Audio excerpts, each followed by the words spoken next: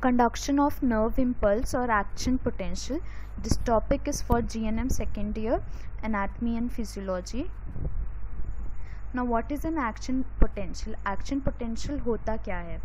Action potential मतलब ये होता है कि हमारी बॉडी में, मैंने आपको पहले बताया था कि न्यूरॉन्स जो है मैसेज को पहुंचाते हैं बॉडी पार्ट से ब्रेन तक, और ब्रेन से मैसेज आता है बॉडी पार्ट्स तक। तो ये मैसेज किस फॉर्म में होता है? ये मैसेज जो है इलेक्ट्रिकल करंट की फॉर्म में होता है, एक करंट की फॉर्म में होता है ये मैसेज। जिस तरीके से एक सेल में एक पॉजिटिव साइड होता है और एक नेगेटिव साइड होता है, और पॉजिटिव और नेगेटिव साइड पे जब हम वायर, मेटल का वायर हम जब लगा देते हैं तो उसमें करंट पास होने लगता है। उसी तरीके से इन न्यूरॉन्स में करंट पास होता है, और इस करंट पास होने की वजह से ही ये मैसेज जो है एक जगह से दूसरी जगह पे जाता है। ये करंट ही मैसेज को एक जगह से दूसरी जगह पे लेके जाता है। ठीक है, अब ये करंट स्टार्ट कैसे होता है? कोई भी करंट होने दो, ये इलेक्ट्रिकल एक्साइटेबिलिटी कैसे होती है हमारे न्यूरॉन्स में।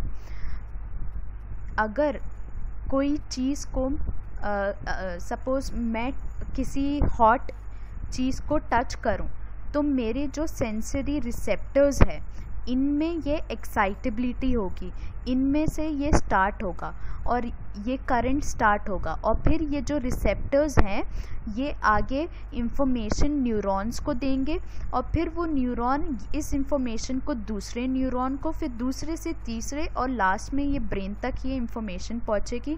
फिर ब्रेन मोटर न्यूरॉन्स को इन्फॉर्मेशन देंगे, और मोटर न्यूरॉन्स मसल्स को इन्फॉर्मेशन देंगे, और मसल्स जो है सिकुड़ेंगे। मसल्स जब सिकुड़ेंगे तो मैं अपना हाथ उस हॉट या गरम चीज़ पे से हटाऊंगी। तो ये पूरा प्रोसेस जो है एक इलेक्ट्रिकल करंट की तरह है। न्यूरॉन्स में इलेक्ट्रिकल करंट पास होता है, और तभी ये मैसेज जो है ब्रेन तक पहुंच पाता है, और ब्रेन इस मैसेज को फिर से बॉडी पार्ट तक पहुंचा पाता है। हमेशा मैसेज इसी डायरेक्शन में जाता है, सेल बॉडी से होते हुए एक्सॉन की तरफ, फिर एक्सॉन से होते हुए एक्सॉन टर्मिनल की तरफ। ये इसी डायरेक्शन में जाता है मैसेज। इस मैसेज को हम क्या बोलते हैं? एक्शन पोटेंशियल बोलते हैं, या फिर इम्पल्स, नर्व इम्पल्स बोलते हैं। एक्शन पोटेंशियल या फिर नर्व इम्पल्स। अब रेस्टिंग स्टेट में जब कोई मैसेज नहीं पहुंच रहा है, न्यूरॉन्स से कोई मैसेज नहीं पहुंच रहा है, तो रेस्टिंग स्टेट में न्यूरॉन्स में अंदर की तरफ मतलब कि ये जो हमारा एक्सॉन है, एक्सॉन अंदर की तरफ, इसका जो चार्ज होता है वो होता है नेगेटिव चार्ज। अंदर की तरफ जो चार्ज होता है वो होता है नेगेटिव चार्ज, और जो बाहर की तरफ इसके आसपास, मतलब यहाँ ये बाहर की तरफ जो चार्ज होता है वो होता है पॉजिटिव चार्ज। रेस्टिंग स्टेट में जब कोई मैसेज नहीं पहुँच रहा है, तब उस स्टेट में क्या होता है कि अंदर की तरफ जो एक्सॉन है, एक्सॉन के अंदर की तरफ का चार्ज नेगेटिव होता है, और आसपास बाहर की तरफ का चार्ज क्या होता है? पॉजिटिव होता है। और इस स्टेट को हम बोलते हैं रेस्टिंग मेम्ब्रेन पोटेंशियल। इस स्टेट में जब रेस्टिंग स्टेट में होता है मेम्ब्रेन, ये मेम्ब्रेन है, नर्व की मेम्ब्रेन हो गई, एक्सोनल मेम्ब्रेन हो गई ये, तो ये इस रेस्टिंग स्टेट में जब होती है तो इसको हम बोलते हैं रेस्टिंग मेम्ब्रेन पोटेंशियल। और सोडियम कहाँ होता है? बाहर की तरफ होता है, बाहर की तरफ सोडियम होता है। सोडियम आयंस जो हैं बाहर की तरफ होते हैं, और अंदर की तरफ पोटेशियम आयंस होते हैं। अंदर की तरफ नेगेटिव चार्ज होता है, बाहर की तरफ पॉजिटिव चार्ज होता है। सोडियम क्या है? एक्स्ट्रा सेलुलर कैटायन है, मतलब ये बाहर की तरफ होता है। और पोटेशियम क्या है, इंट्रा सेलुलर कैटायन है, मतलब ये न्यूरॉन के अंदर होता है। अब क्या होता है, जैसे ही मैसेज बनता है, जैसे ही मैसेज मतलब स्टार्ट होता है, मैसेज के स्टार्ट होने की वजह से दो चीज़ें होती हैं।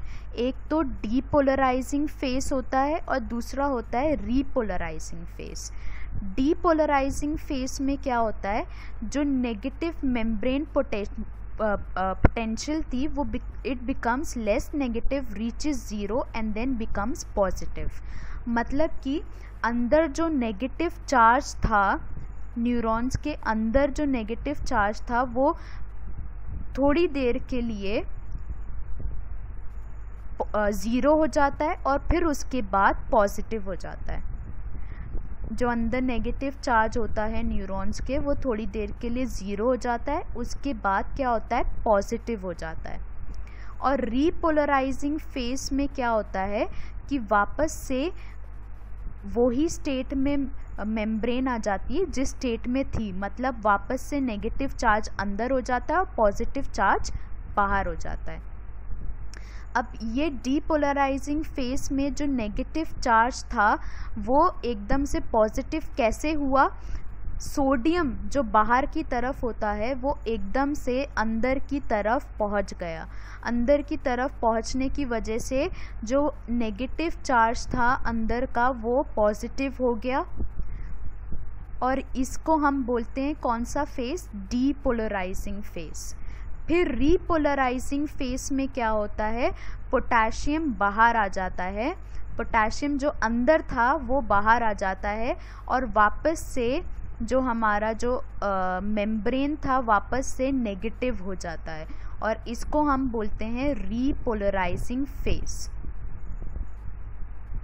और इस पीरियड में कोई और एक्शन पोटेंशियल मतलब कोई और मैसेज पास नहीं होता, तो उस पीरियड को हम बोलते हैं रिफ्रैक्टरी पीरियड। इस वीडियो को 2-3 बार देखे हुए तभी समझ में आएगा। मुझे पता है ये थोड़ा सा कॉम्प्लेक्स है क्योंकि इसमें positive charge, negative charge, ions भी अलग अलग है, सोडियम अलग है, पोटेशियम अलग है, तो इसको बार बार पढ़ने पर और वीडियो देखने पर ही आपको समझ में आएगा। अब मैंने पहले आपको बताया था कि दो अलग अलग टाइप के न्यूरॉन्स होते हैं, माइलिनेटेड न्यूरॉन्स और non myelinated neurons. Myelinated neurons में जो मैसेज होता है वो जल्दी पहुंचता है। क्यों? क्योंकि माइलिनेटेड न्यूरॉन्स में माइलिन शीट होती है और माइलिन शीट जो है लिपिड की बनी होती है, और लिपिड क्या है, इंसुलेटिंग है। इंसुलेटिंग मतलब ये जो लिपिड है इसकी वजह से करंट पास नहीं होगा। तो जो माइलिनेटेड न्यूरॉन्स होते हैं उसमें जो करंट पास होता है वो नोड ऑफ रैनवियर से होता है, यहाँ से यहाँ, तो इसीलिए ये जल्दी पास होगा। अब आप सपोज़ करो ये बीच वाले सरफेस में करंट पास नहीं हो रहा क्योंकि ये माइलिन शीट की वजह से, और ये करंट कहाँ से पास होगा, नोड ऑफ रैनवियर में पास होगा। तो करंट ऐसे जंप करता है, ऐसे ऐसे ऐसे, तो उसकी वजह से क्या होता है, मैसेज जल्दी अपने डेस्टिनेशन पे पहुंच पाता है। तो माइलिनेटेड न्यूरॉन्स में मैसेज जल्दी डेस्टिनेशन पे पहुंच पाता है। अब ये है नॉन माइलिनेटेड न्यूरॉन या अनमाइलिनेटेड न्यूरॉन है ये, इसमें कोई माइलिन शीट नहीं है, तो इसमें करंट ऐसे नहीं पहुंचता, ये एक सिंपल तरीके से करंट पहुंचता है, तो इसमें ज़्यादा टाइम लगता है और ये ज़्यादा देर में अपने डेस्टिनेशन पे पहुंच पाता है।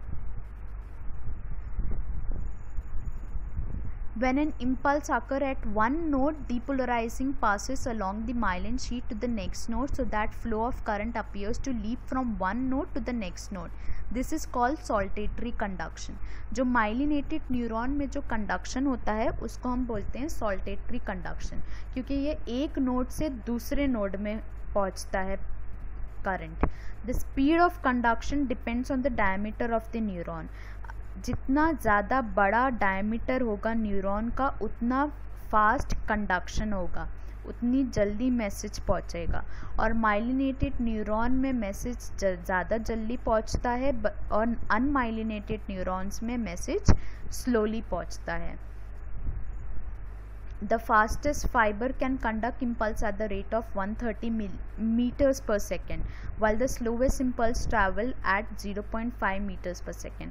तो एक मैसेज 130 मीटर पर सेकेंड पर भी पहुंच सकता है, और जो स्लोवेस्ट इम्पल्स होता है वो 0.5 मीटर्स पर सेकेंड पे पहुंचता है. फिर साइनैप्स और न्यूरोट्रांसमीटर्स क्या होते हैं. अब जैसे मैंने आपको पहले भी बताया था कि दो न्यूरॉन्स के बीच में कोई फिज़िकल कांटेक्ट नहीं होता, थोड़ा सा स्पेस होता है. एक न्यूरॉन और दूसरे न्यूरॉन के बीच में थोड़ा सा स्पेस होता है, और उस स्पेस को हम बोलते हैं synapse. The point at which the nerve impulse passes from the presynaptic neuron to the postsynaptic neuron is the synapse.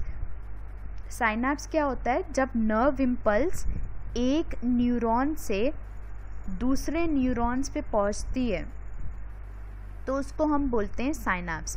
Pre synaptic neuron मतलब जो गैप के शुरू होने से पहले जो न्यूरॉन है उसको प्री साइनैप्टिक न्यूरॉन बोलेंगे, और गैप के ख़त्म होने के बाद जो न्यूरॉन है उसको पोस्ट साइनैप्टिक न्यूरॉन बोलेंगे. जो हमारा फर्स्ट न्यूरॉन है जो मैसेज को पास कर रहा है वो प्री साइनैप्टिक न्यूरॉन है, और जो मैसेज को ले रहा है वो पोस्ट साइनैप्टिक न्यूरॉन है. Synaptic knobs of the presynaptic neuron are in close proximity to the dendrites of the postsynaptic neuron. The space between them is synaptic cleft. अब क्या होता है, ये हमारा सिनैप्टिक नॉब है. ये सिनैप्टिक नॉब जो एक्सॉन के टर्मिनल में प्रेजेंट होता है. एक्सॉन के टर्मिनल्स में छोटे छोटे एंडिंग्स मैंने आपको बताए थे, साइनैप्टिक बल्ब या फिर सिनैप्टिक नॉब बोलते हैं उन्हें. मैंने पिछले स्लाइड्स में आपको जब मैं स्ट्रक्चर बता रही थी तो तब मैंने आपको बताया था कि एक्सॉन के टर्मिनल में सिनैप्टिक नॉब्स होते हैं या फिर सिनैप्टिक बल्ब्स होते हैं. अब ये सिनैप्टिक नॉब्स में सिनैप्टिक वेसिकल्स होते हैं. सिनैप्टिक वेसिकल्स में न्यूरोट्रांसमीटर्स होते हैं. ये न्यूरोट्रांसमीटर्स केमिकल्स होते हैं, कुछ केमिकल्स होते हैं. सिनैप्टिक नॉब में क्या होते हैं, सिनैप्टिक वेसिकल्स होते हैं. सिनैप्टिक वेसिकल्स के अंदर न्यूरोट्रांसमीटर्स होते हैं, और ये न्यूरोट्रांसमीटर्स क्या होते हैं, केमिकल्स होते हैं. अब जैसे इलेक्ट्रिक करंट पास होता है जब अब एक्सॉन के टर्मिनल में आता है, एक्सॉन के टर्मिनल में जब सिनैप्टिक नॉब में आता है तो सिनैप्टिक नॉब्स में ये जो सिनैप्टिक वेसिकल्स है इन केमिकल्स को रिलीज़ कर देते हैं, इन न्यूरोट्रांसमीटर्स को रिलीज़ कर देते हैं सिनैप्टिक क्लेफ्ट में. सिनैप्टिक क्लेफ्ट क्या होता है, ये दोनों न्यूरॉन्स के बीच के गैप को हम बोलते हैं सिनैप्टिक क्लेफ्ट. तो सिनैप्टिक वेसिकल्स केमिकल्स को रिलीज़ करते हैं. ये केमिकल्स रिलीज़ होते हैं सिनैप्टिक क्लेफ्ट में, और जो दूसरा जो न्यूरॉन होता है पोस्ट सिनैप्टिक न्यूरॉन, ये जो न्यूरॉन है इसमें कुछ रिसेप्टर्स होते हैं. ये रिसेप्टर्स उन केमिकल्स को अपने अंदर ले लेते हैं. जो मैसेज को दे रहा है उसको हम बोलेंगे प्री साइनैप्टिक सेल, जो मैसेज ले रहा है उसको हम बोलेंगे पोस्ट साइनैप्टिक सेल. ये पूरा एक साइनैप्स है. ये जो जिस तरीके से मैसेज एक न्यूरॉन से दूसरे न्यूरॉन में पहुंच रहा है, और इसको हम बोलते हैं साइनैप्स. इन दोनों के बीच के गैप को हम बोलते हैं साइनैप्टिक क्लेफ्ट.